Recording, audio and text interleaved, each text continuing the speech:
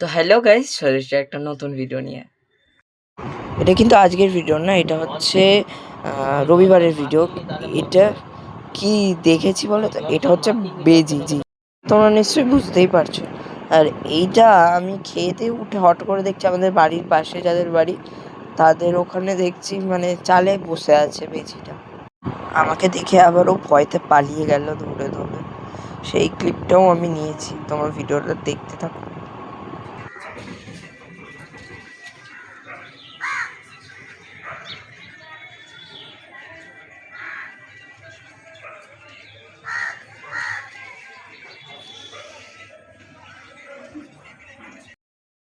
অনেকজন পর আমি আবার ডার্ক চকলেট খেয়েছিলাম, সেটারই ক্লিপ নিয়েছিলাম, তো সেটাও এটাতে আছে। আর এখন এটা নতুন প্যাকিং বোধহয় হয়েছে, জানি না এটা আগে, হ্যাঁ আগে ছিল, এটা ছিল আগে, কিন্তু দামটা নতুন হয়েছে। আগে দাম ছিল 25 টাকার, এখন 45 টাকার দাম হয়ে গেছে এটা। যাই হোক, আমি ছবিগুলো তোমাদের দিয়ে দিলাম।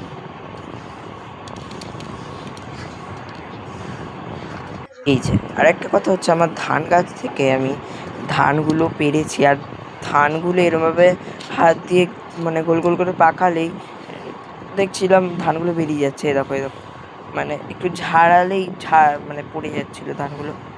তো ওটাই তোমাদের দেখাচ্ছিলাম, আমার গাছের ফার্স্ট বারের ধান এটা, তো ওটাই তোমাদের দেখাচ্ছিলাম আমি। ভিডিওটা তোমরা দেখতে থাকো, তাহলে তোমরা বুঝতে পারবে। ধানগুলো দেখতে হয়তো কম লাগছে, কিন্তু এখানে 64-65খানা ধান আছে। আমি গুনেছিলাম, লাস্টে গুনে গুনে তো গম বার করতে হয়েছিল আমাকে, একটা একটা করে হাতে গম বার করছিলাম ঠিক এরমভাবে। আর গম বার করছিলাম একটা একটা একটা করে, তো ওই জন্য আমার গোনাও হয়ে গেছে ওখান থেকে। ঠিক এরমভাবে আমাকে গম বার করতে হচ্ছিলো একটা একটা করে। আমার 1 ঘন্টা পুরো লেগে গেছে 65খানা গম বার করতে।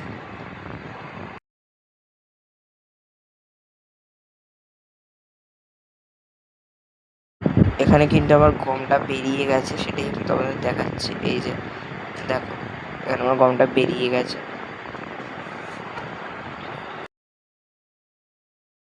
এখানে গম ছাড়াতে গিয়ে আমার হাত থেকে রক্ত বেরিয়ে গেছিল। তোমরা ভিডিওটা দেখতে থাকো, তোমরা দেখতে পাবে পুরোটা।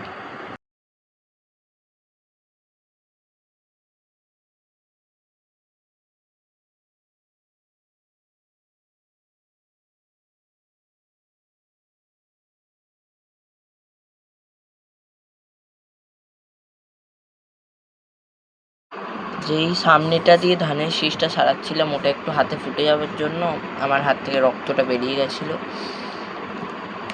তো যাই হোক, এই যে আমি রক্তটা দেখিয়েছি, দেখো কীভাবে বেরাচ্ছিল, মানে বেরিয়ে যাচ্ছিলো। তারপরে হাত মাত ধুলাম, মলম টলম লাগিয়েছিলাম। তারপরে আমাকে সবগুলো ধান আবার মানে গম বার করতে হয়েছে ধানের থেকে। এখানে দেখো আমি কি মন দিয়ে ধানটাকে ছাড়াচ্ছি।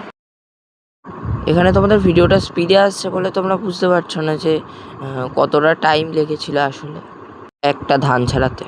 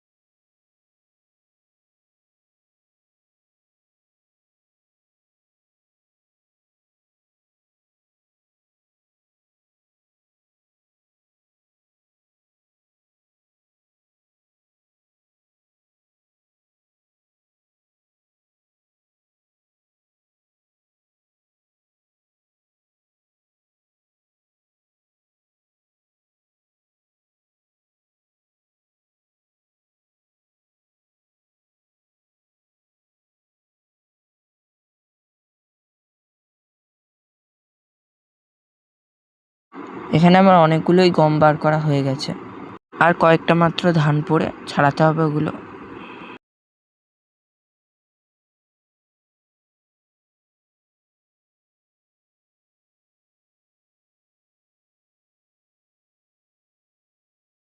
ধান ছাড়িয়ে ছাড়িয়ে আমি জায়গাটাকে কি করে রেখেছি দেখো।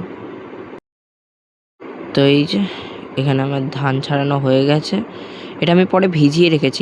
তো আর কিছু বলার নেই, তো চলো টাটা।